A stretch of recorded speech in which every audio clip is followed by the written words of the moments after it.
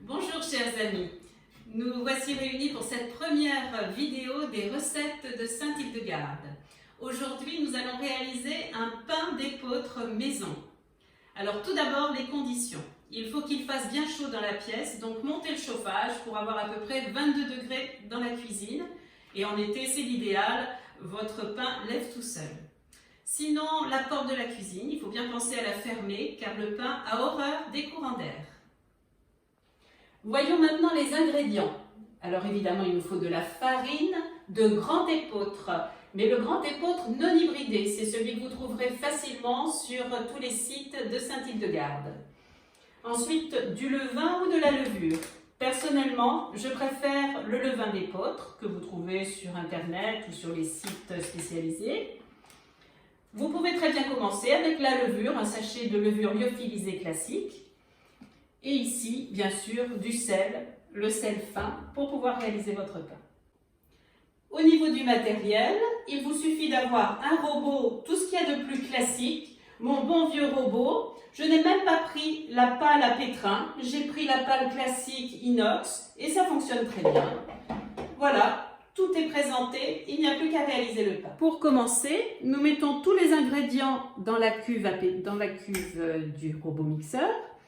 500 g précises, en boulangerie il faut des pesées très précises. 500 g de farine d'épeautre.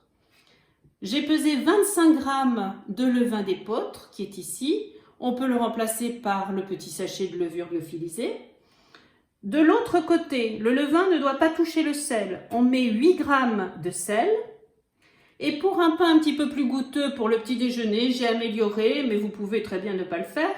Mais j'ai mis une cuillère à soupe de sucre et je vais verser une cuillère à soupe d'huile d'olive du côté du sel.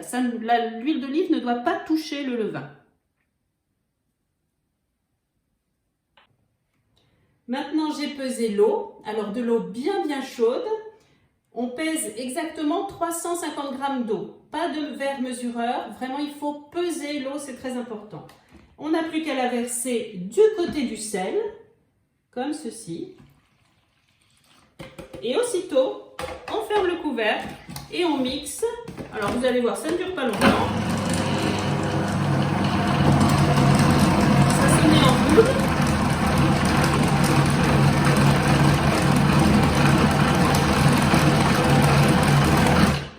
Voilà, j'attends 1 minute et on redonne à nouveau un petit coup de mixeur. Voilà, nous allons mixer une deuxième fois.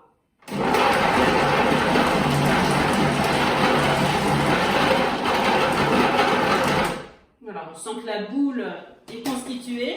On ouvre et il n'y a plus qu'à mettre la pâte dans un grand saladier parce que la pâte va au moins doubler de volume. La voilà, bien filante.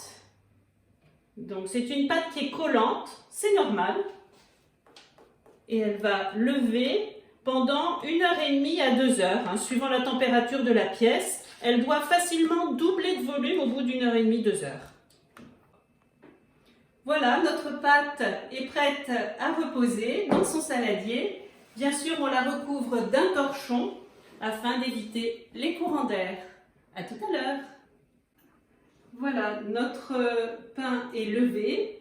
Nous allons donc le mettre dans un moule à cake, garni d'un papier sulfurisé, c'est le plus facile. Voilà, donc il est largement doublé de volume au bout d'1h45. On va le verser dans le moule. Alors, la façon que j'ai tendance à le faire descendre en filant, ça permet d'aérer un petit peu la pâte. Voilà, c'est ma technique pour aérer un petit peu le pain sans avoir à le retravailler. On le fait descendre comme ça tout doucement dans le moule. Voilà. Je saupoudre d'un petit peu de farine pour qu'il ne se dessèche pas et qu'il ne colle pas au torchon pendant qu'il va à nouveau lever. Vous le faites lever encore à peu près pendant 3/4 d'heure, 1 heure. Il doit arriver à ras-bord du moule à cake, voire un petit peu plus. Donc 1 heure, 3/4 d'heure, 1 heure pour lever. Et dans une demi-heure, vous mettrez votre four à préchauffer à 200 degrés. Eh bien, notre pain est levé au bout de 3/4 d'heure. Regardez comme il est magnifique. Le four est préchauffé à 200 degrés. Je vais donc l'enfourner un petit peu en dessous de la moitié pour que le dessus ne soit pas trop doré quand même. L'idéal, c'est de pulvériser de l'eau dans le four ou de mettre une petite coupe avec de l'eau. Mais moi, j'aime bien pulvériser comme ça. Voilà, tout simplement. Et c'est parti pour 30 minutes. Et bien, 30 minutes plus tard, notre pain est tout doré. Ça sent super bon. Très facile à démouler. Voilà, bateau de papier pulvérisé. Voilà, il n'y a plus qu'à le faire refroidir sur une grille et à déguster. Vous retrouverez la recette complète dans la description de la vidéo. Et je vous dis à bientôt pour les baguettes.